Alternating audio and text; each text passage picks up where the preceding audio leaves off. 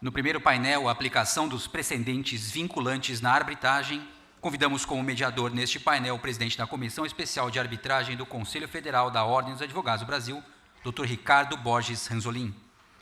Convidamos como palestrantes o advogado e ministro de ontem, de hoje e de sempre do Superior Tribunal de Justiça, Dr. Rui Rosado de Aguiar. Convidamos também o advogado e professor da USP, Dr. Carlos Alberto Carmona. E o membro da Comissão Especial de Arbitragem do Conselho Federal da Ordem dos Advogados do Brasil, Dr. Joaquim Tavares de Paiva Muniz.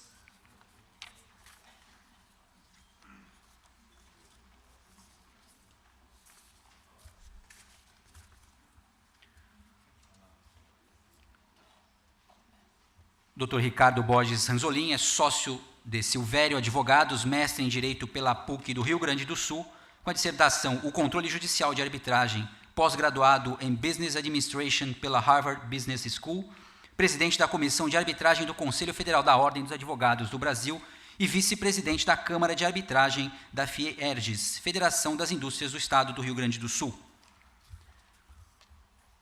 Dr. Rui Rosado de Aguiar Júnior, ministro após do Superior Tribunal de Justiça, professor e mestre em Direito Civil pela Universidade Federal do Rio Grande do Sul, autor de livros jurídicos e artigos em revistas especializadas do Brasil e no exterior. É parcerista e árbitro em procedimentos do ICC, da CAM, CBC, FGV, Camital, Fierges e Federasul. Dr. Carlos Alberto Carmona é professor do curso de graduação e pós-graduação da Faculdade de Direito da Universidade de São Paulo, doutor em Direito pela Universidade de São Paulo, especialista em Direito Processual Civil e em Direito Internacional pela Facoltade de Giurisprudenza della Università di Napoli, na Itália. Sócio do escritório Marques Rosado, Toledo, César e Carmona Advogados, autor de diversos livros e artigos. Senhoras e senhores, com a palavra, Dr. Ricardo Borges Ranzolin. Bom, vamos dar início, então, às atividades que realmente interessam nesse evento. E este tema, em especial, deste painel, eu tinha até uma apresentação inicial, não vou fazê-lo porque acho que nós temos que ganhar tempo. Este tema em especial, ele tem, aos que acompanham aí a doutrina da arbitragem, ele tem dividido, rompido com a amizade, mais ou menos como a campanha eleitoral que a gente teve aqui, né? Nos grupos de WhatsApp, a gente perde amizade por causa deste tema, né?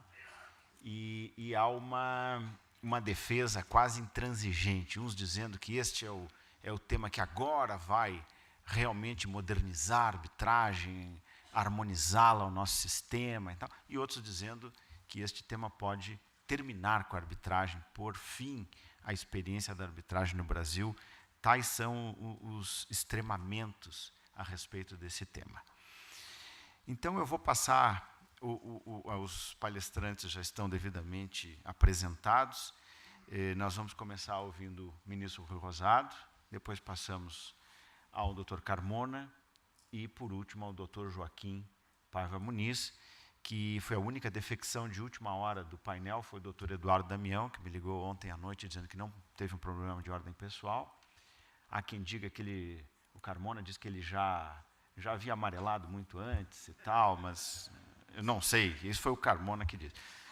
Mas, enfim, o Joaquim, então, estava num outro painel, mas ele conhece o tema, então, agradeço, Joaquim, pela sua disponibilidade de estar aqui com a gente. E depois vamos ter, ao final das exposições, uma oportunidade para perguntas do público e um debate entre os expositores.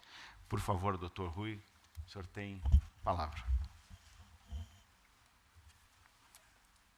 Caro coordenador desse painel, meu amigo Dr. Ranzolin, que é a principal figura de arbitragem do Rio Grande do Sul, pertence à Câmara de Arbitragem da Federação, da FIERG, da Ordem dos Advogados, e a quem agradeço o convite com uma certa restrição que depois eu vou esclarecer. A minha homenagem aos demais colegas que participam desse painel, ao meu guru em arbitragem, que é o professor Carmona, autor do projeto e autor do, talvez, o melhor livro que temos sobre arbitragem no Brasil, Dr. Marcelo Lavoccat, meu conhecido de tantos anos, admiração a ele e a toda a sua família, o Dr. Joaquim, que tem participado de arbitragens com a sua presença, advogado excelente, e a quem eu admiro desde muito tempo, que é o Dr. Mário Sérgio, que está presente, e estendendo esse mesmo cumprimento ao professor Arnaud Duval.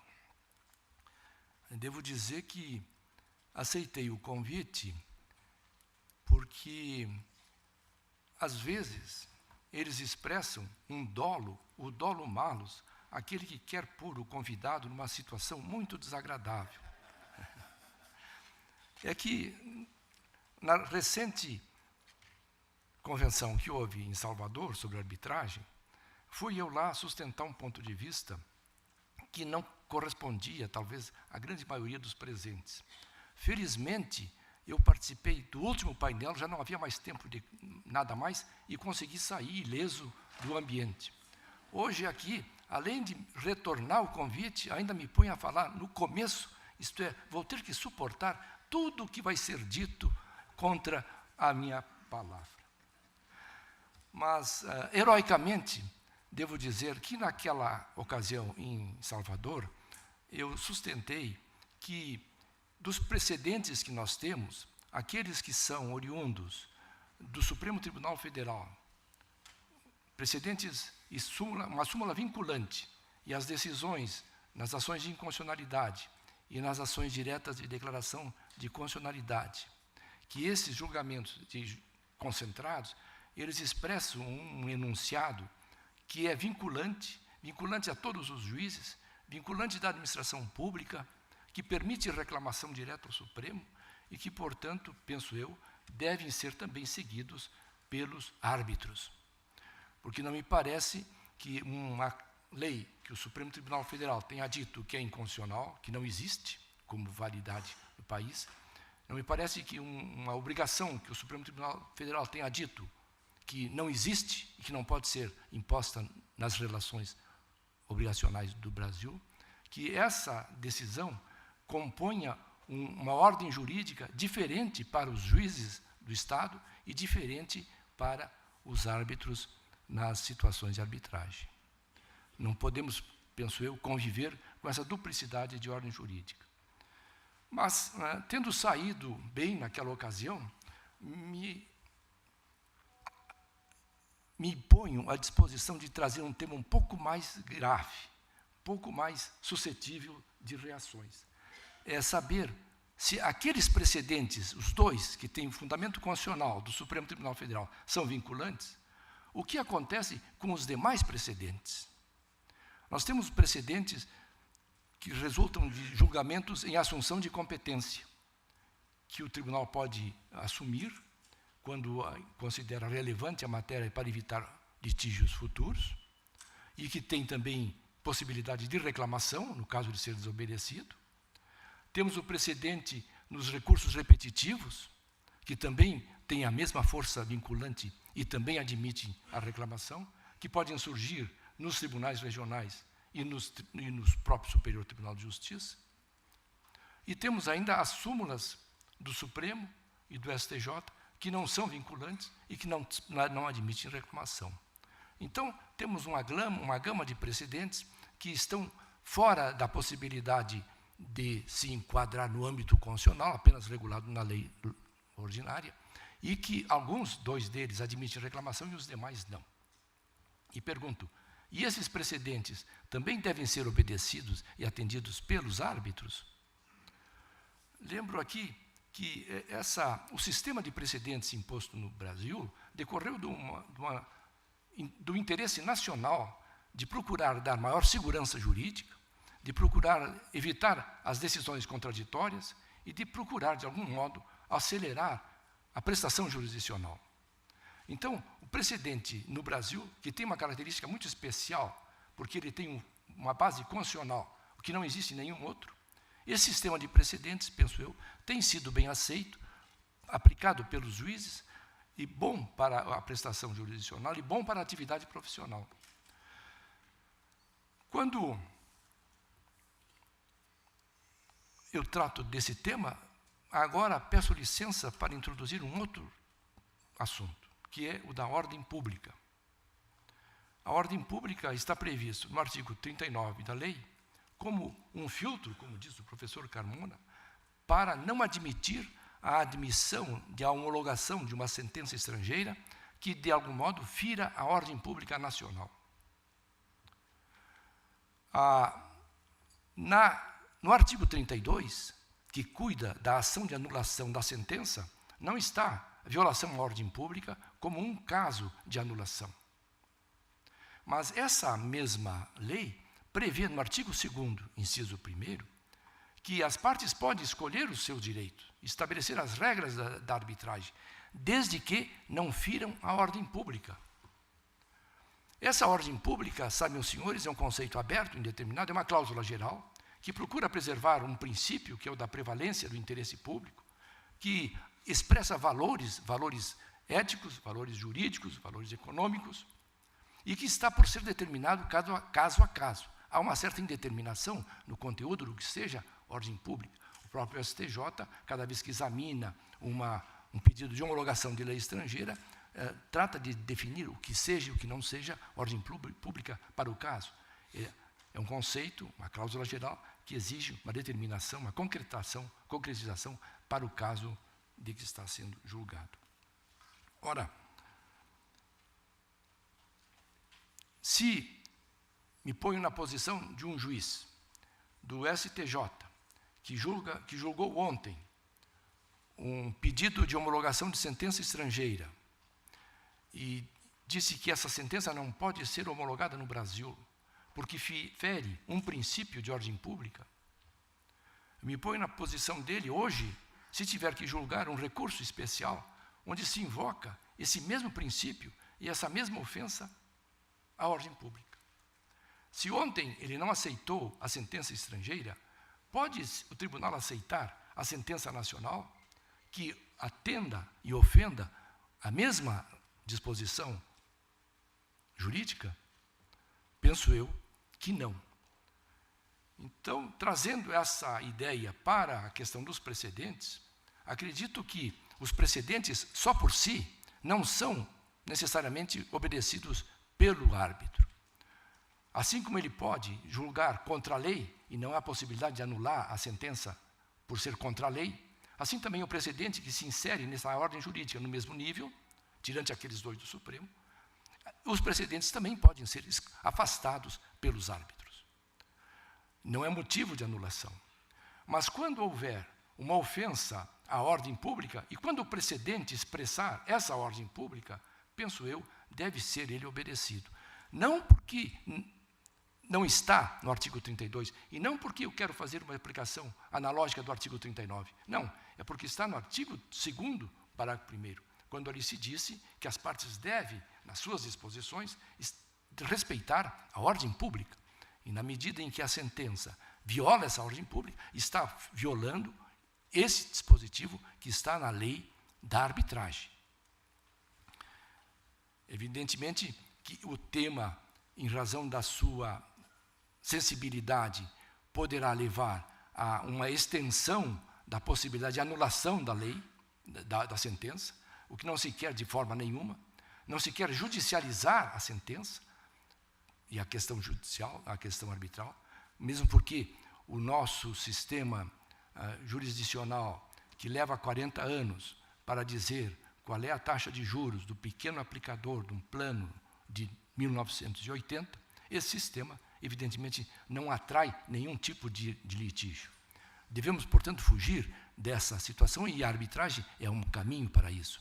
Mas, nesse caminho, penso eu, uma regra, um norte deve estar presente, que é o do respeito à ordem pública. Não acredito que isso seja contrário à ideia da arbitragem, porque ela está presente nos outros países, na França, na Inglaterra. É possível que se refira uma questão sobre a ordem pública diante de uma sentença arbitral. Mas acredito também que os tribunais saberão pôr margens e limites para o exercício dessa alegação. assim como o STJ hoje, pelo que se percebe, tem prestigiado a arbitragem, tenho eu que também ele terá o cuidado suficiente para não permitir que a alegação de ordem pública seja uma sustentação e uma tese a ser apresentada todas as vezes que se está discordando da sentença. Somente há possibilidade de reconhecimento dessa ordem pública em casos excepcionais e diante da gravidade da ofensa ao sistema jurídico nacional. Sistema jurídico nacional esse que tem uma ordem que deve ser preservada tanto pelo sistema de justiça estatal quanto da justiça arbitral. Eu também observo que, tratando-se a arbitragem de direitos disponíveis, a maioria das questões relativas à ordem pública já está prevista na lei quando refere que a arbitragem deve ter obediência aos princípios do contraditório, da igualdade das partes, da imparcialidade do juiz. Isto é, já está ali, de um modo geral, a colocação dos temas que podem surgir em razão dessa suscitação. Mas, de qualquer forma, eram essas as observações que faço com a brevidade necessária e olhando para que lado eu saio logo ali na frente. Muito obrigado.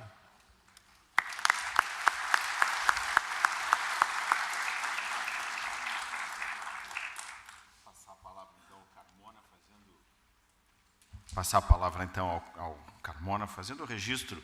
A gente relembrou aqui a participação da Ordem nesse tema da arbitragem, e a gente, sempre que está junto com o Carmona, a gente reverencia a participação fundamental da pessoa dele. Eu acho que a história é feita de pessoas que, em determinado momento, tomam decisões, ações. A Selma chegou aqui agora, também faço o mesmo registro, né? Então, sempre que a gente encontra eles e tem eles junto em um evento, a gente faz a homenagem devida. E então, Carmona, por favor, tenha a palavra. Muito obrigado a todos. Não é porque nós estamos na Casa dos Advogados que nós vamos esquecer um pouco da história. A Ordem não participou desta marcha a respeito da arbitragem. Quer dizer, na verdade, esta foi uma iniciativa privada, particular. Petrônio Muniz, do Instituto Liberal de Pernambuco, é que liderou esta bandeira, e todos nós fomos engajados por Petrônio Muniz. A Ordem dos Advogados engatou-se depois nessa história, mas a marcha vitoriosa deve-se, antes de mais nada, a Petrônio Muniz, e a ele que nós rendemos a nossa homenagem, e ao vice-presidente da República, Marco Maciel, que com coragem enfrentou todos aqueles que se revoltaram um pouco contra esta liberalização e privatização da justiça. A Ordem dos Advogados do Brasil, só depois da edição da lei, é que realmente acabou se engajando, e depois de ter ultrapassado algumas barreiras que havia criado, inclusive com relação à participação de advogados na arbitragem. Portanto, houve um convencimento posterior. Eu acho muito importante que a história não seja esquecida da maneira exata como ela se deu. Não houve esta participação imediata, nem esse entusiasmo imediato, de primeira hora, no ano de 1990, quando Petrônio Muniz levantou esta bandeira. Mas essa discussão que eu tive com o Rui Rosado, meu querido amigo, não fará com que nós transformemos essas nossas diferenças numa disputa política ácida. Nós discordamos e continuamos cordiais amigos, como continuaremos se houver qualquer outra discordância. Especialmente porque, do meu ponto de vista, a discordância é o sal da vida e a polêmica é que nos faz crescer. Portanto, ainda que eu concordasse, eu discordaria apenas pelo prazer de levantar alguma polêmica e de fazer com que as coisas realmente pudessem ser vistas de outros ângulos, porque é assim que a gente efetivamente cresce. Quando nós falamos de arbitragem, nós estamos falando de um sistema diferente. E isto incomoda muita gente. O sistema diferente significa alguma coisa que a gente não opera todo dia. Significa alguma coisa que a gente não conhece bem. Então, quando nós falamos em processo e procedimento arbitral, muitos de nós estão falando de alguma coisa que poderia assemelhar-se a um Código de Processo Civil, mas não assemelha, não. O procedimento arbitral é diferente. As habilidades daqueles operadores da arbitragem são diferentes. O mecanismo é feito para alguma coisa diferente. Nós estamos falando, portanto, de um sistema. O sistema é um conjunto de características que faz com que haja uma organização interna, uma coerência naquele método ou naquele mecanismo que se está operando. Isso quer dizer que ele difere de outros sistemas. Diferir não é repelir. Tanto que o sistema arbitral utiliza muitas vezes conceitos que também são do sistema do processo judicial. Mais do que isso, a arbitragem usa o sistema do processo, da mesma maneira que o processo judicial usa o esquema do processo. Só que aí nós estamos falando basicamente da distinção entre princípios e regras. Os princípios convivem, eles conseguem interagir. Ora, um cede espaço ao outro sem que haja uma supressão. O contrário acontece com as regras. As regras se repelem. No momento em que eu utilizo a regra X, isso está dizendo que eu estou impedido de usar a regra Y. Portanto, se nós dissermos que na arbitragem temos que usar o Código de Processo Civil, estamos cometendo um erro retumbante. Isto é uma inverdade técnica. Eu começo com esse discurso de sistema para lembrá-los que esta história de precedentes só nos empolgou a partir da vigência do novo Código de Processo Civil. Porque o novo Código de Processo Civil, no artigo 927, incorpora algumas ideias com uma certa distância e nebulosidade do que sejam os precedentes. Evidentemente, quem escreveu este artigo 927, tomara que não esteja presente, porque eu sou expert em fazer essas coisas, né? De criticar, de repente está aqui o indivíduo que idealizou esse negócio, levanta esse aqui, salta da tumba. Bom, mas quem escreveu isto não sabia o que é que estava escrevendo. O artigo 927 é uma miscelânea tropicalizada e mal digerida do que possa ser alguma coisa parecida com o precedente. Entenderam? Então, se não entenderam, está ótimo, porque o artigo 927 é ininteligível. O único conceito que tem uma ligação remota com precedentes é o do artigo 927, inciso 3º. Todas as outras técnicas de agregação de jurisprudência nada tem a ver com precedente. Então, quando a gente fala de súmula vinculante, isso nada tem a ver com precedente, mas está tudo junto, tudo misturado. Quando a gente fala de reunião de processo, avocação de competência, que é um mecanismo novo que o Código de Processo Civil incorporou, para criar-se uma tese jurídica que vai ser aplicada em outros processos, e isso pode se aproximar, de certa maneira, do precedente. Mas o legislador nem tratou do precedente vertical e nem do horizontal, quer dizer, é uma coisa muito confusa. O fato é que o legislador, em uma medida pelo menos, ele foi claro. Então, vamos ler o Código de Processo Civil? Há um livro inteiro dentro do Código, dedicado aos processos nos tribunais e dos meios de impugnação das decisões judiciais. O artigo de abertura desse terceiro livro é o 926, que manda os tribunais uniformizar sua jurisprudência e mantê-la estável. Isso aqui deveria ser transcrito e colocado na porta do Superior Tribunal de Justiça, hein, Rui? Acho que seria uma ótima sugestão para os nossos 33 componentes do Superior Tribunal de Justiça. E logo em seguida vem o artigo 927, que fala dos precedentes. Portanto, senhores, nós estamos falando de precedentes judiciais, ou seja, um mecanismo que o legislador criou exclusivamente para o processo. Se isto não bastasse, o artigo 989, que trata dos elementos essenciais da sentença, trata ali da motivação, aquela coisa toda, dizendo o que é motivação e o que não é motivação. E no inciso 6º do parágrafo 1º, diz que a sentença considera-se não fundamentada quando deixar de seguir o enunciado de súmula na jurisprudência, o precedente invocado pela parte, sem demonstrar a existência, etc. Isto aqui é um modelo criado pelo legislador para os elementos da sentença. Acontece que, neste tumultuado Brasil, nós temos uma lei que se sobrepõe às leis. Não é a Constituição, esta não é tão importante. Nós temos uma lei que determina como é que as leis devem, quando se conflitam, ser interpretadas. E esta lei diz que quando houver uma lei específica ou especial, ela se sobrepõe à lei geral. Ora, a lei de arbitragem, no artigo 26, diz quais são os elementos obrigatórios da sentença arbitral. E coloca lá o relatório, o fundamento, o dispositivo, sem mencionar nada disso que está no artigo 489. A meu ver, portanto, é perfeitamente ilegal imaginar que um sistema de precedentes possa minimamente influenciar o processo arbitral. Esta seria uma interpretação da lei. Não uma interpretação apenas do texto da lei, mas uma interpretação sistemática da lei. Há uma proibição legislativa no Brasil de aplicar-se o sistema de precedentes na arbitragem. Mas isto não bastasse, parece-me que o sistema de precedentes é sistematicamente incongruente com a ideia da arbitragem. Dizer que os precedentes não devem ser levados em consideração no julgamento é dizer demais.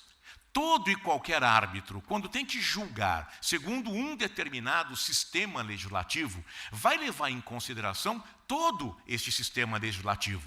Isto abrange os códigos, as normas, as resoluções, os regulamentos, a doutrina e a jurisprudência. Tudo isto é levado em consideração quando se aplica um sistema legislativo. Portanto, se eu for aplicar a lei de Honduras, evidentemente tenho que aplicar todos estes requisitos que fazem parte do sistema jurídico hondurenho.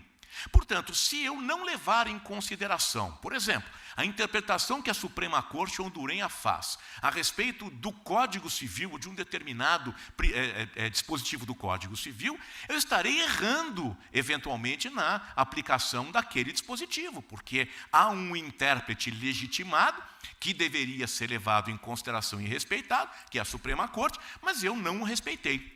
Isto vai gerar uma decisão que, no máximo, pode ser reconhecida por uns e outros dentro do sistema hondurenho, mas não no sistema arbitral internacional, como uma decisão errada.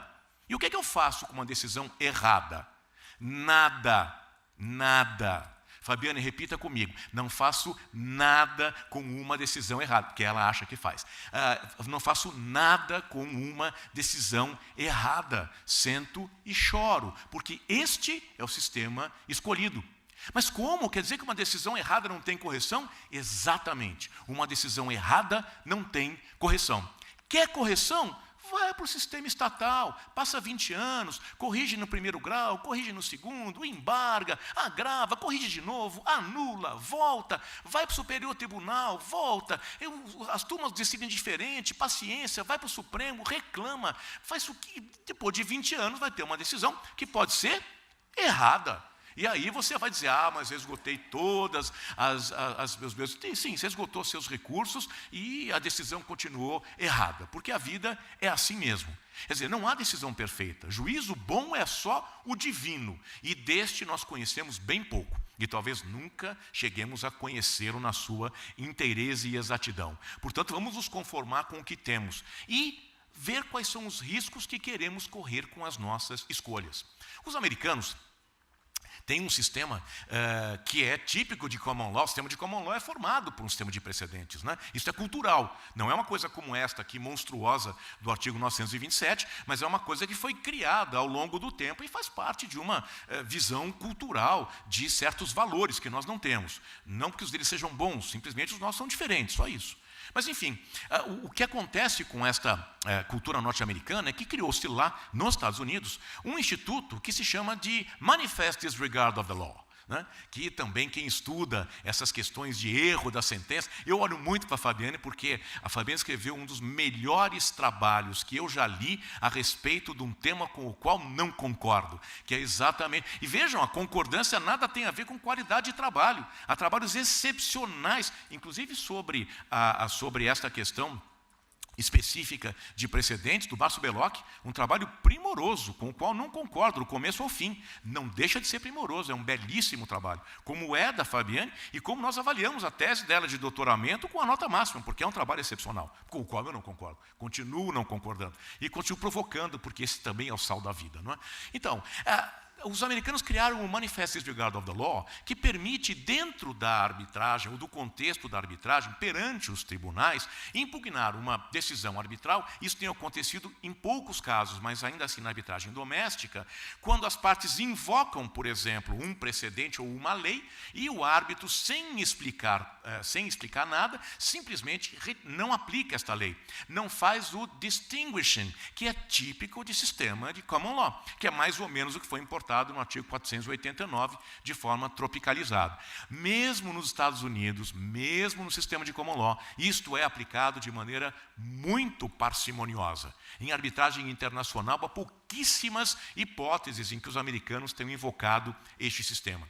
Então, voltando à nossa percepção do que é que estamos debatendo aqui, nós estamos criando, na verdade, uma proteção ao juízo arbitral.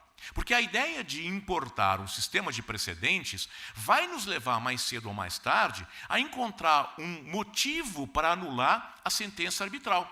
Por exemplo, o professor Tucci já levantou, num dos seus artigos a respeito deste tema, que não ter o juiz explicado, motivado, por que é que não aplicou um determinado precedente, poderia ensejar a anulação da sentença arbitral por falta de motivação. Então, ele está encaixando já uma consequência grave no artigo 32 da Lei de Arbitragem, com o que não posso concordar. Porque os incisos do artigo 32 são taxativos. O legislador foi muito claro, ele quis estabelecer uma grossíssima blindagem contra o ataque às sentenças arbitrais.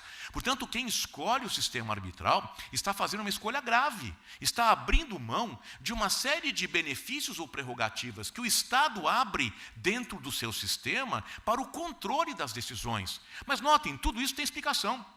O árbitro é escolhido pelas partes, o juiz não. Mesmo agora, dentro de um sistema de negócio jurídico processual, onde é possível até a escolha direta do juiz, sim, é possível escolher o juiz aplicando o artigo 190 do Código de Processo Civil. Basta que esse juiz tenha competência geral, competência absoluta para aquela causa, e eu posso não escolher um juízo, São Paulo, Rio de Janeiro, Belo Horizonte, eu escolho o juiz José, que hoje está na primeira vara, e eventualmente amanhã ele vai para a segunda, e quem vai julgar a causa é o juiz José, e sem recurso. Posso colocar a cláusula sem recurso. É admissível, sim. É isso que nós fizemos no artigo 190, se quisermos ler esse artigo com seriedade. Se quisermos ficar só nessas coisas periféricas, esse artigo não teria mudado nada do nosso sistema. E me parece que este é um artigo bastante relevante no Código de Processo Civil. Então vejam, o que nós fizemos com a arbitragem foi realmente uma blindagem, uma preparação para que não se pudesse discutir a justiça da sentença perante qualquer outro órgão que não pelo árbitro. Então, se o juiz é aquele que Deus me deu, o árbitro não é aquele que eu escolhi. E se eu escolhi mal, vou pagar o preço, porque é este o sistema que eu quis. Então, com base nesta visão de dois sistemas que interagem, mas que não se misturam, parece-me que fica muito clara a hipótese de não podermos aceitar de maneira absoluta nenhum dos precedentes. E aí não importa saber se o precedente é formado no Supremo Tribunal Federal, se ele é ou não é um precedente que vincula, o que nós aqui chamamos de súmula vinculante, que não é um precedente, súmula vinculante, ou repetitiva, ou o que queiram. O efeito que existe em não aplicar uma súmula ou um precedente vinculante é exatamente o mesmo de aplicar erroneamente uma lei, ou seja, nenhum na arbitragem. Enquanto para efeito judicial eu tenho uma série de consequências que podem me levar diretamente a uma reclamação contra uma decisão de um juiz de primeiro grau ao Supremo Tribunal Federal, para que seja aplicado um precedente que seja de aplicação vinculante do Supremo, na arbitragem nada disso existe, não há nenhum tipo de reclamação. Então, apenas para ficarmos com as visões bem claras de uma fórmula e de outra fórmula, eu me coloco, então, dentro dessa discussão, no âmbito exatamente oposto às colocações feitas pelo Rui, que são, evidentemente, colocações técnicas e muito bem feitas, como não podia ser diferente, mas com as quais eu peço vênia para discordar, e discordar de maneira completa, total e absoluta. Muito obrigado.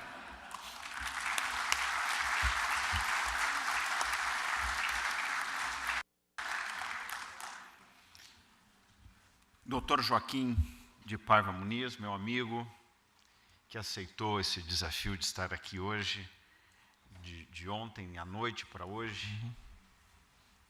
com a palavra.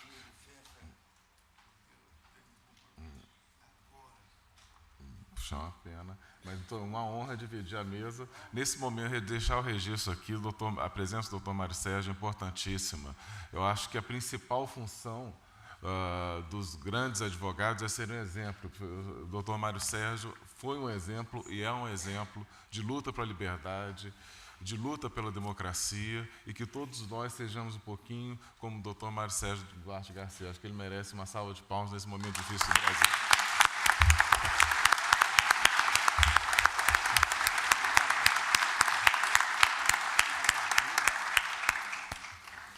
Bem, eu estou aqui nesse painel pela minha única qualidade, que é coragem.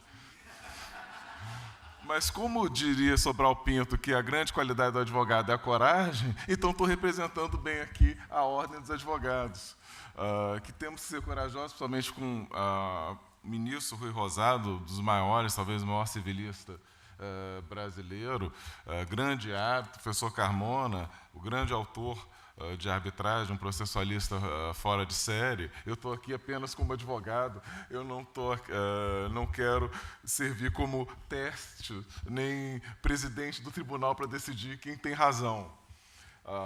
Mas esse ponto realmente é hoje o ponto mais discutido em arbitragem, por isso foi o primeiro ponto desse painel muito bem organizado pelo Ricardo Ranzolin, quem parabenizo pelos outros organizadores, como o Dr. Francisco Maia. Agradecer aqui ao OAB de São Paulo, também o nosso presidente Marcos Acosta, outro exemplo ali de grande advogado.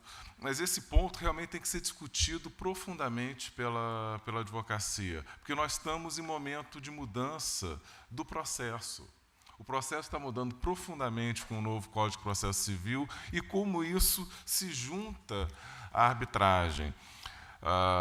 Logicamente, quando o processo todo muda, principalmente para um sistema em que você tem maior valor ao precedente, maior valor à decisão judicial e menos recurso, a cabeça do advogado tem que mudar e surgem as dúvidas como é que isso afeta a outros sistemas.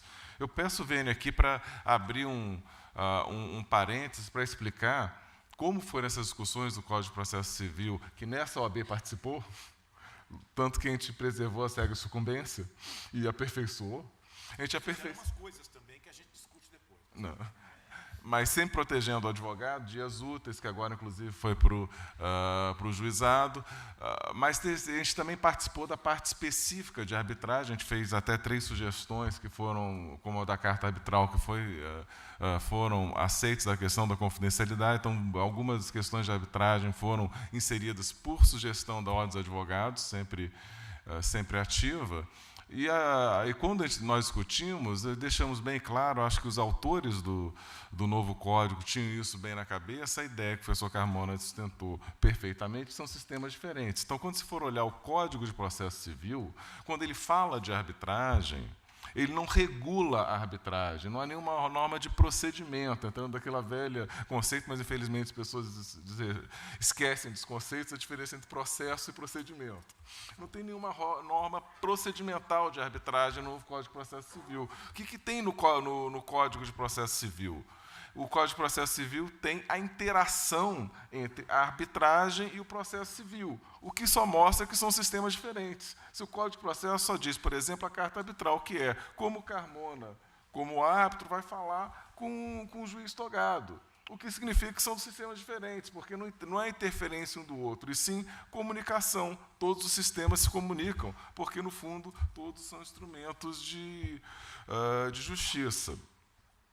Mas essas reformas profundas que o novo CPC implementou, gera, logicamente, para o advogado a pergunta quanto isso afeta a arbitragem, principalmente advogados como eu, que militam nessa área. E eu vejo assim, houve muita discussão da utilização o presidente Lamarca, com o brilhantismo típico dele, tocou no ponto nodal aqui. Temos mais de 100 milhões de processos existentes, em alguns picos, ali, se for contar o processo que é julgado, da maneira que você faz, você consegue chegar ao número absurdo de 108 milhões de processos para 18 mil árbitros. Um juiz do Rio de Janeiro, milito lá, um desembargador julga 220 causas por mês, o que significa que ele julga uma causa por hora, o que significa que ele não tem que ler processo civil nem direito civil, ele tem que aprender leitura dinâmica, isso sim. Como é que você vai fazer isso? E, logicamente, a arbitragem é um meio que ajuda, mas não é a arbitragem que vai resolver. O que vai resolver são outros métodos, como mediação, conciliação, concordando de novo com o presidente Lamarca, e um código que simplifique e um código que, de certa forma, priorize o direito e não o procedimento. E nisso aqui é uma honra estar com o ministro Rui Rosado, porque, além de ministro, ele é um grande autor de direito material, que mostra que nós temos que olhar o direito material e olhar menos o direito procedimental. Então, a ideia de precedente é uma ideia importantíssima, porque dá aos tribunais a função que eles merecem. O tribunal não é para julgar o procedimento penal em última instância, questão pequenininha. O tribunal não é para julgar a prova. A grande função da justiça, com J maiúsculo, por isso que o Poder Judiciário cada dia é mais importante, é julgar o direito, é criar. Quer dizer, aí a questão se súmula é fonte ou não é fonte, mas pelo menos transferir o direito em tese para o direito concreto, através desses precedentes. Então, toda a ideia do novo Código de Processo Civil é muito correta conceitualmente, de valorizar o precedente e dar esse protagonismo para o Poder Judiciário no que ele merece, que é não julgar os casos concretos, esse caso ali, mas julgar as grandes questões de direito. Eu diria o seguinte: qualquer pessoa de project management, qualquer engenheiro, administrador que pegasse os nossos cursos superiores, ele podia fazer uma revolução, que é o seguinte: quais são as grandes questões do direito? Vamos simular? Vamos fazer e transformar em precedentes? Isso limparia muito mais, diminuiria muito mais a quantidade de processos do que, efetivamente, qualquer questão de mudança processual. Mas aí vem a questão. Nós estamos num sistema que o precedente tomou um poder muito maior que tinha antigamente. Qual é a função da arbitragem? A arbitragem é extremamente importante. A arbitragem não serve para acabar com 108 milhões de processos. Você tem problemas imensos para a popularização da arbitragem para um conjunto grande, fazer arbitragem de massa, para a questão do preço. Se eu não me engano, o judiciário brasileiro custa 1,5% do PIB. Então, boa parte do custo do processo, mais de 40% dos processos, tem gratuidade de justiça. Então, boa parte do custo do processo é pago por nós contribuintes. Quando você vai para uma justiça privada, existe um fenômeno econômico chamado externalidade, que é, você está pagando, tem certas coisas que quem usa não paga. E a justiça é uma externalidade no Brasil, porque quem paga a justiça é o contribuinte, não é quem usa a justiça. Eu não estou dizendo que essas custas são altas, são caras, eu estou dizendo que o fenômeno econômico é esse. Na arbitragem não existe. Na arbitragem você tem que pagar as custas. Então, as custas são mais caras. Isso é uma barreira. Quando você tem uma causa de grande e médio porte, vale muito a pena fazer a arbitragem, porque a velocidade, a especialidade compensa. Agora, quando você tem causas menores, você tem que pensar como é que você vai lidar o custo. As câmaras estão fazendo isso, por exemplo, o CBMA no Rio de Janeiro, a AmCham fizeram regulamentos expeditos, com um custo muito menor. Você tem câmaras mais baratas, CBMA, por exemplo, uma câmara que é um dos patrocinadores aqui, uma câmara boa que tem no Brasil todo, que tem custos mais baratos, mas de qualquer maneira isso é uma barreira. A arbitragem não tem essa função intrínseca de resolver a massa. Ela vai resolver o grande caso. Mas, resolvendo o grande caso, ela é uma grande ajuda na justiça, pelo seguinte: o grande caso é o caso extremamente complexo do ponto de vista processual. É quando você vai no gabinete do juiz, são aqueles autos que dão o gabinete todo. Você tira isso do processo. São os casos que a prova testemunhal é muito complexa, que a perícia é muito complexa. Você retirar isso do judiciário e dar nas mãos de quem tem tempo e disponibilidade, conhecimento, que são os árbitros, é uma grande ponto para a justiça. E o segundo ponto é de celeridade para o investidor, porque para o investidor tempo é dinheiro. E para o investidor é extremamente importante resolver rápido. Então, para a atração de investimentos no país, é extremamente importante. O professor Walde é um que sempre, há 50 ou mais anos, fala disso. E é essencial. O professor Walde, por exemplo, a legislação de concessões, em 1993, o professor Walde foi um dos autores, e já previa a arbitragem. Você não pode prever a arbitragem de direito administrativo como uma coisa nova. O professor Walde fazia isso há 25 anos atrás, e precisa, para esse direito administrativo, da arbitragem. Mas a gente tem que saber que é um sistema diferente. Então, como é que é um sistema diferente? Você tem que respeitar as regras desse sistema. E aí existe esse estranhamento, porque você tem a arbitragem crescendo muito, com causas muito grandes, e cada vez mais você tem advogados, e a minha testemunha, eu não sou tenho os 2 maiores professores brasileiros aqui, eu não sou um professor como eles, vou dar meu testemunho de advogado. O que eu vejo? Cada vez mais advogados que não fazem arbitragem, trabalhando em arbitragem. E aí eles não aceitam a não aplicação do Código de Processo Civil. Por quê? Porque a cultura é diferente. Existe uma cultura do processo civil e existe uma cultura da arbitragem. O que não é errado. Existe uma cultura do juizado, existe uma cultura do direito eleitoral, existe uma cultura do direito do trabalho. Ninguém chega no direito do trabalho dizendo você tem que mudar tudo isso aí porque a cultura é diferente do Código de Processo Civil. Não, a gente tem que respeitar as culturas. Então, existe esse choque pela diferença cultural. Então, o advogado está acostumado com a cultura do processo civil, resiste. E o que a OAB está fazendo? A OAB está fazendo isso mesmo. Nós fizemos vários cursos pelo Brasil todo, inclusive estão lançando um curso nacional de arbitragem. Nós fizemos vários vídeos sobre arbitragem. Nós fazemos vários eventos como esse aqui em São Paulo, mas ao longo da existência, são 9 anos de existência da comissão, foi presidido primeiro pelo Dr. Arnoldo Valde Filho, com a felicidade de ele estar aqui, pelo Aldemar, pelo Daniel, pelo Ricardo, e sempre fazendo cursos no Brasil inteiro. Publicamos 3 livros, o 4º vai ser lançado ao final do dia, mas você sempre tem essa resistência. A luta cultural é uma luta que tem todo dia. Eu acho que a grande trincheira dessa luta cultural, com todo respeito às opiniões divergentes, hoje em dia está no precedente. O precedente é o cavalo, de certa forma, é o cavalo de Troia.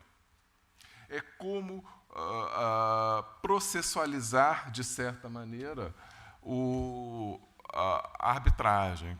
Porque a arbitragem é um sistema diferente, e a sentença arbitral equivale a uma sentença transitada e julgada.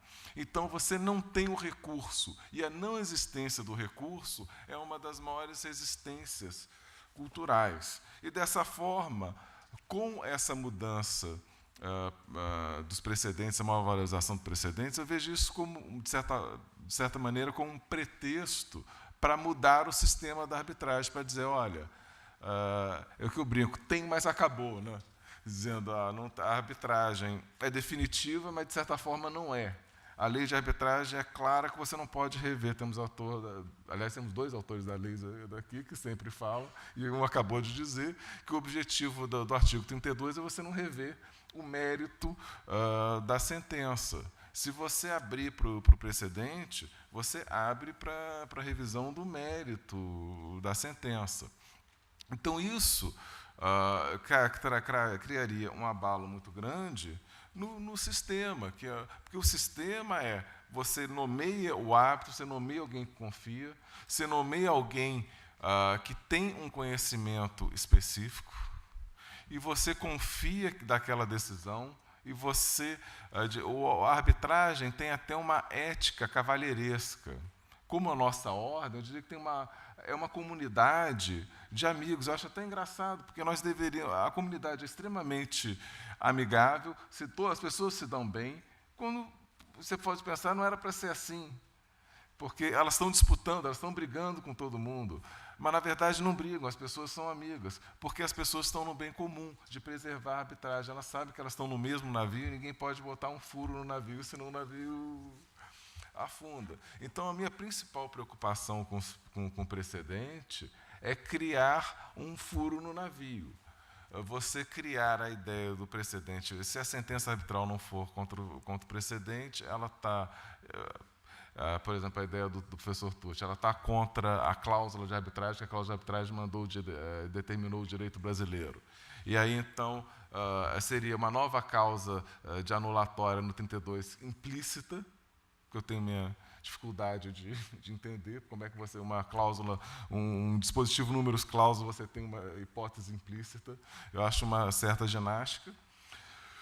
Mas isso abre a caixa de Pandora. A caixa de Pandora porque você vai começar a ter... Eu tenho muito medo da indústria das anulatórias. Hoje em dia, temos aqui o Nani, que fez a abertura, o Sebar fez o estudo, ele fez um primeiro estudo em 2007 e o segundo em 2017 sobre a quantidade de sentenças arbitrais anuladas. E, se eu não me engano, a estatística de 2017 é menos de 1%. Qual é o recurso no Brasil que você tem uma taxa de 1% só de provimento? O que significa isso? O que significa que os nossos hábitos estão acertando muito. E aí eu abro um pouquinho para reflexão sobre o erro, porque a ideia é o seguinte, olha, mas e se errar? O que acontece se errar? Tem a opinião jurídica do professor Carmona, senta e chora. E, de certa forma, talvez seja isso mesmo, mas vamos fazer uma reflexão aqui. Nós somos humanos. Toda atividade humana você vai ter erro. Será que uma tentativa de fazer um procedimento sem erro não é uma utopia? E será que nós não podemos estar destruindo o nosso sistema em busca de uma utopia que não é realizável? Quer dizer, se nós botamos... qual é o custo dessa utopia? Qual é o custo em termos de segurança jurídica? Quer dizer, eu tenho uma sentença que eu investi tempo, eu investi recursos financeiros, eu achava que seria definitiva e agora vou rediscutir. Em termos de segurança jurídica para o investidor é terrível. Quer dizer, o que ele quer com a sentença é a decisão. Isso é verdade. Tanto que, nas poucas vezes que eu perdi arbitragens, muito poucas vezes o cliente pediu para fazer uma anulatória. Quer dizer, muitas vezes o cliente lê a sentença e concorda, acaba concordando com bons hábitos. E quando não... por isso que muitas vezes eu falo para os grandes hábitos, é o seguinte, em causas que eu sei que pode ir para um lado para o outro. Logicamente, julgo da maneira que quiser, mas fundamente bem, porque fundamentando bem, eu chego com o meu cliente, eu explico que a decisão é essa mesmo, e eu discordo, mas não tenho como impugnar. Essas são as regras do jogo, dessa ordem da arbitragem. Se a gente mudar essas regras do jogo, a gente está colocando o Instituto em risco. Eu respeito imensamente a opinião do ministro Rui Rosado, e eu entendo que existe, no extremo, a questão da ordem pública e do artigo 2º. Quer dizer, em tese, faz muito sentido, muito consistente, como sempre, a opinião do ministro Rui Rosado. A minha principal preocupação é que no Brasil a exceção vira regra. Essa questão do Manifest Disregard of Law é muito mais falada por autores brasileiros como citação de direito comparado que pelos autores americanos. Quando você for falar, eu tenho muito contato com advogados americanos, como quando você fala com eles de Manifest Disregard of Law, isso é um detalhe, isso é uma nota de pé de página. E a gente achando que as sentenças arbitrais americanas são anuladas toda hora. Não são, a jurisprudência não é essa. Então, a gente tem que tomar muito cuidado, a gente tem que preservar a arbitragem, porque cada vez mais ela vai estar sobre risco, porque na medida que a arbitragem cresce os interesses econômicos, cresce o descontentamento. A gente não pode se submeter a uma situação patológica que a gente abra um buraco no barco que a gente está navegando. E obrigado pela paciência.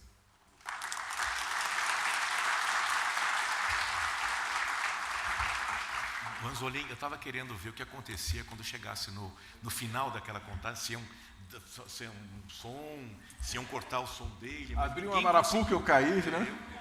Vocês não estão vendo, mas tem um contador irritante que fica mostrando quantos minutos faltam. E quando falta um minuto, ele começa a correr desesperadamente. O Joaquim viu que faltavam 30 segundos e acabou. E estava todo mundo torcendo para ele continuar para saber se ia tocar um alarme, até uma luz vermelha, né? Acho que ela acende. É você que está com o alarme? É. Posso dizer uma coisa? Então ele tem preferência.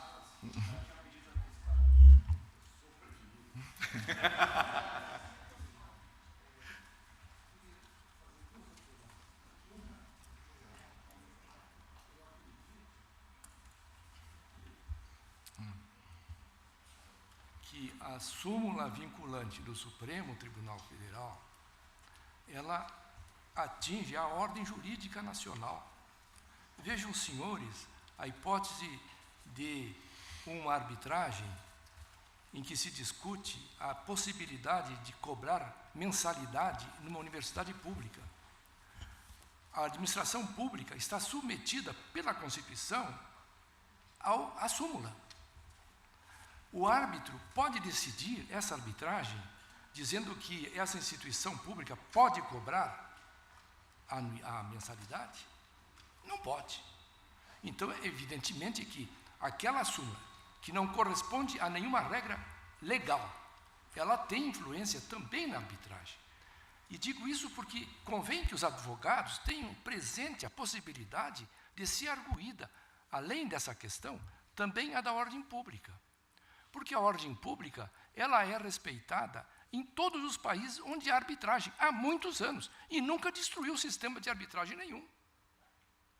Então, por que no Brasil nós vamos dizer que a arbitragem pode ser contra a ordem pública? Como é que nós podemos admitir que as nossas arbitragens resolvam sempre, ou em algumas vezes, contra a ordem pública? Como é que se coloca o juiz que vai ter que julgar, como eu já disse antes, um pedido de homologação de sentença estrangeira e vai recusar porque ofende a ordem pública? Como é que esse mesmo juiz, no dia seguinte, vai admitir a sentença nacional só por ser nacional, embora ofenda também a mesma ordem pública? Então, é um sistema, evidentemente, mas é um sistema que está dentro da ordem nacional, da ordem jurídica nacional. E isso está expresso com a sabedoria de sempre do legislador que nós temos, o doutor Carmona, está expresso no artigo 2º. As partes podem escolher a regra que quiserem, menos a ofensiva da ordem pública. Daí porque me parece que a Constituição, quando criou a súmula vinculante do Supremo, ela impôs uma obrigação para toda a ordem nacional e também que o árbitro, assim como qualquer outra pessoa, tem que respeitar a ordem pública. Não por ser precedente, porque o precedente só por si pode ser descumprido, assim como a lei. Está errado a decisão, mas enfim, pode acontecer. O que eu estou dizendo é que, havendo ordem pública expressa num precedente, assim como fora do precedente, o árbitro tem que respeitar essa ordem pública. E faço essa referência, e especialmente nesse auditório, nessa importante subseção da ordem, porque é preciso que os advogados também raciocinem, discordando, evidentemente, mas presente que existe essa possibilidade de sustentação dessa tese. Muito obrigado. Não, vai ser hora de seguir a ordem. É interessante a colocação do Rui, porque, na verdade, nós, com esta argumentação que nós estamos desenvolvendo aqui, nós subverteríamos até mesmo o princípio republicano. Porque dentro de um princípio democrático republicano, nós teríamos uma natural divisão de poderes. Então, quem diz nesse Estado, mesmo um Estado tumultuado como o brasileiro, o que é e o que não é de ordem pública, ainda é o poder legislativo, não o poder judiciário. Portanto, as súmulas sobrepõem-se naturalmente à legislação. Então, imaginem que haja uma lei que determine que uma instituição pública não possa pagar determinado tipo. Vamos melhorar as coisas, de tal maneira que o legislador reconheça que as instituições públicas não podem cobrar determinadas mensalidades. Então, o Supremo julgou há poucos dias exatamente essa questão quando tratou das mensalidades dos colégios militares. Porque esses podem cobrar as mensalidades e os demais colégios não poderiam. Então, seria um ponto. Vamos imaginar que haja lei e que a questão de pagamento, de cobrança, seja submetida à arbitragem. E os árbitros digam, vai pagar sim para o colégio contra a lei. O que acontece com a decisão arbitral? Rigorosamente nada. De duas uma. Ou nós vamos estender demais o que nós entendemos como um conceito de ordem pública, o que é perigosíssimo, porque tudo neste país vai se transformar em ordem pública, ou então nós aplicamos a lei de arbitragem e verificamos se esta decisão enquadra-se em algum daqueles capítulos do artigo 32. Este raciocínio, que a meu ver é equivocado, de ampliação da ordem pública, foi exercido logo depois da promulgação da lei de arbitragem, quando se tratou de julgar causas de representante comercial. Não sei se Selma lembra disso. Em que alguns defendiam, e eu vi até um parecer interessante a respeito deste tema, que as questões de representação comercial não poderiam ir para a arbitragem, porque a lei estabelece determinados parâmetros que nunca poderiam ser superados, etc. No entanto, o Poder Judiciário chegou à conclusão exatamente contrária, dizendo que a lei aplica-se. Isso não quer dizer que os árbitros possam tomar uma decisão que substancialmente seja errada. Portanto, uma lei pode ser cogente sem que a questão esteja envolvendo a ordem pública. Se nós chegarmos à concepção de que o tema de discussão tange a ordem pública, nós estaremos levando a ordem pública à impossibilidade de discussão pela arbitragem. O direito deixa de ser disponível e deixa de ser patrimonial para ser indisponível, o que é, portanto, um equívoco em termos de pensamento. Este raciocínio vai ser muito ventilado pelos tribunais, porque especialmente, agora já fazendo uma provocação para o próximo painel, que tanto a Selma como o Justino vão ter que tratar disso, a questão do Estado e a arbitragem. Para o Estado, este é um problema sério, porque o Estado quer previsibilidade. Então ele diz, olha, mas no momento em que eu tiver uma súmula vinculante, eu, Estado, mesmo fora do processo, estou vinculado, coisa que não acontece conosco. Nós, aqui, agora, não estamos vinculados por uma súmula vinculante, mas o Estado está, mesmo não havendo processo nenhum que o envolva. Então, como é que eu vou reagir numa arbitragem? Problema do Estado. A arbitragem é uma possibilidade, não é uma obrigatoriedade. Não há arbitragem obrigatória no Brasil. Este é o sistema. Não acha bom? Não celebre cláusulas compromissórias, porque este é o sistema. As coisas não vão se adaptar ao Estado. O Estado, se quiser, vai se adaptar à arbitragem. Quando a lei foi concebida, não foi imaginada a hipótese de escrever-se uma lei para o Estado, para a participação do Estado. Quando nós reformamos a lei de arbitragem agora em 2013, houve até quem sugerisse que no artigo 1º constassem nada menos do que 10 parágrafos para estabelecer a arbitragem envolvendo o Estado. Esta proposta foi rejeitada. E muitos desses parágrafos foram parar naquele decreto presidencial da Dilma sobre a infraestrutura portuária, mas por teimosia, enfim, do poder público, que queria encartar isto na lei de arbitragem e não conseguiu. Portanto, a lei de arbitragem não é voltada ao poder público. O poder público é que está precisando envolver-se na arbitragem. Entendam? Não é uma opção do poder público. Ou ele faz isso, ou ele não será considerado operador de determinados negócios que envolvem especialmente grandes estruturas privadas nacionais e, mais do que tudo, internacionais. Portanto, o problema é do Estado. Ou faz, ou resolve o financiamento das suas obras em outro setor. Agora, o que nós não podemos é perverter todo o sistema por conta de um operador. Pensem, essa é uma visão para discutirmos, né?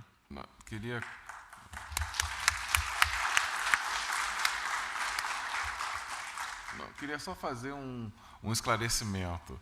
Até a gente estava anteontem numa discussão sobre viés e questão de economia psicológica, de como é que o enquadramento das questões mudam o posicionamento. Eu acho que, de certa forma, o Brasil está polarizado e as questões estão polarizadas e tudo acaba polarizado. A gente está numa discussão que talvez não seja enquadrada de maneira correta, porque se a gente for... Daqui a pouco o pessoal está dizendo precedente, ele não. E não é assim. Até porque essas coisas não dão certo. Vamos colocar um pouquinho aqui a questão. O árbitro tem que seguir o precedente? Sim! Sim, ele tem que... É uma coisa terrível se o árbitro não seguir o precedente? Sim! É um erro crasso, é uma coisa detestável. E essa discussão sobre precedente é importante para os árbitros se sentirem pressionados a seguir o precedente? Sim, é ótimo que esteja discutido para os árbitros terem na cabeça que eles têm que estudar a jurisprudência, têm que estudar o precedente, têm que seguir. Aliás, para a parte privada, seguir o precedente é extremamente importante, porque para a parte privada importante é segurança jurídica. Se é um precedente... você toma a sua decisão negocial com base no precedente, até usando aqui, já que se falou de outros métodos, há uma proposta de acordo, você diz, eu não quero acordo, eu quero ir para a arbitragem, porque eu tenho esse precedente que me é favorável. Aí vai o árbitro, não segue o precedente, isso tem um impacto econômico terrível, e aí volta a discussão sobre insegurança jurídica no Brasil. Então, acho que uma coisa tem que ficar na cabeça, que independentemente da discussão de qual a consequência jurídica de não se seguir o precedente, temos que ter um pacto aqui, uma pressão imensa, que o precedente sim deve ser precedido, o árbitro sim tem que tomar muito cuidado ao seguir o precedente, até porque a força do árbitro vem da legitimidade. O Brasil virou o quarto maior usuário do mundo, porque as sentenças quase sempre estão certas, as próprias partes não questionam as sentenças. Então, a legitimidade só vai continuar se a aplicação do direito for feita da maneira correta. Então, aqui somos todos precedentes, somos todos aqui favoráveis a ter precedente. Agora, se o erro no precedente, qual a consequência jurídica, isso aí já é mais controverso, eu já sou mais reticente.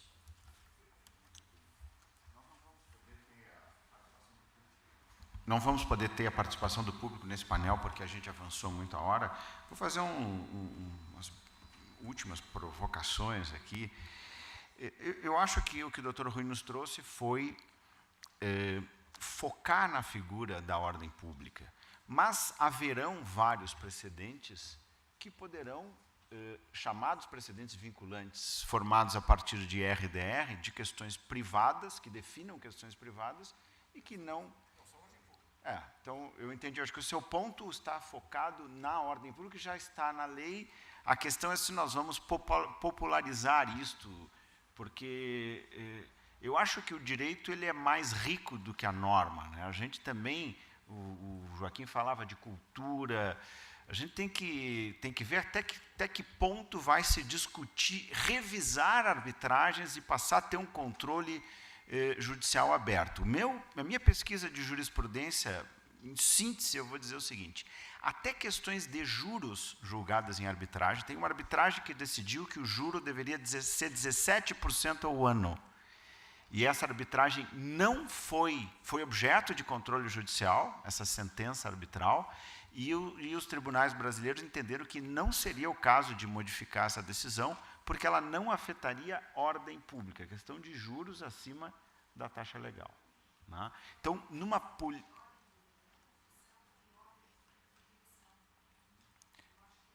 eu acho que você pode depois abordar na sua exposição, né? Mas o ponto que eu queria colocar aqui é que o Manifest Disregard of Law, que praticamente reduziu-se a quase nada no último julgado da Suprema Corte, ele ainda sobrevive, e a própria Suprema Corte americana entendeu assim, né, quando há realmente um manifest disregard of law. Então, seria o caso aqui na lei, num julgado, numa decisão arbitral, onde as partes elegeram a lei brasileira e o árbitro diz assim, não, mas eu vou aplicar a lei argentina ao caso concreto. Deliberadamente, ele não é erro aí, não há erro. Aí ele deliberadamente esquece o direito brasileiro e vai aplicar o direito argentino. Então, aí nós cairíamos naquela hipótese onde o árbitro foi além do que as partes estabeleceram para ele, que é uma hipótese absurda, não vai acontecer nunca isso, né? E o último comentário que eu coloco é a questão de ordem prática. Eu acho que os precedentes, eles são maravilhosos, a figura dos precedentes, embora o Carmona tem toda a razão que a gente não criou uma cultura clara de procedentes como é lá na Common Law, é um arranjo que está naquele artigo do Código de Processo, naqueles incisos, eu concordo com tudo isso. Mas a gente não pode, com esses 100 milhões de processos judiciais, tem que ser feito. Nós temos que criar precedentes e no momento que o STF, o STJ ou até os tribunais estaduais decidirem uma questão, os outros processos iguais terminam e aí vira só um processo de reclamar contra decisões que foram encontradas. Isso vai resolver, é ótimo. É uma mangueira de incêndio que a gente tem para apagar esse incêndio que a gente tem no nosso sistema jurídico. Agora, nós pegar essa mangueira de incêndio que é boa para apagar o fogo da casa que está pegando fogo, e nós colocarmos no nosso jardim para regar as plantas, talvez ele não seja um instrumento adequado. Na arbitragem, ele vai ter o efeito perverso de abrir uma janela de discussão das decisões arbitrais e vai eternizar as arbitragens no país. O último dado que eu trago aqui é um dado que está num relatório do IBA, sobre a aplicação da arbitragem na Inglaterra. Até porque muitos autores que fizeram bons trabalhos, o Guilherme Riso Amaral, um dos que eu qualifico, fez um belo trabalho sobre o tema em sentido contrário ao que eu estou dizendo, ele acaba se estudando o modelo inglês e tal, mas tem um dado essencial, que até num debate que eu tive, eu disse, olha, eu nem discutiria o tema, eu nem viria aqui perder o tempo dos senhores se fosse assim. O que diz nesse relatório do IBA? Ele diz o seguinte, qual é o tempo médio que dura para questionar, para fazer o controle judicial de um laudo arbitral na Inglaterra? 2 meses é o tempo médio, para ter uma decisão final sobre o controle judicial. 2 meses. Eu perguntei a 2 advogados ingleses, um foi o Gary Bourne no Congresso do CEBAR, perguntei, mas pode estar certo, não é possível ser em 2 meses. E perguntei a outro colega inglês, os dois disseram, eu acredito que seja isso mesmo, porque a decisão é matéria de direito, se o árbitro cometeu um erro absurdo, uma parte apresenta uma manifestação escrita, a outra também, tem um hearing, que é chamado em torno de 1 mês, se tem uma audiência só para ouvir alguma coisa, e o árbitro já vai dar uma decisão que ele dá ali em 15 dias, o processo dura 2 meses. Se nós tivéssemos um controle judicial de 2 meses no Brasil, eu nem acho que esse tema nem estaria aqui na pauta do nosso...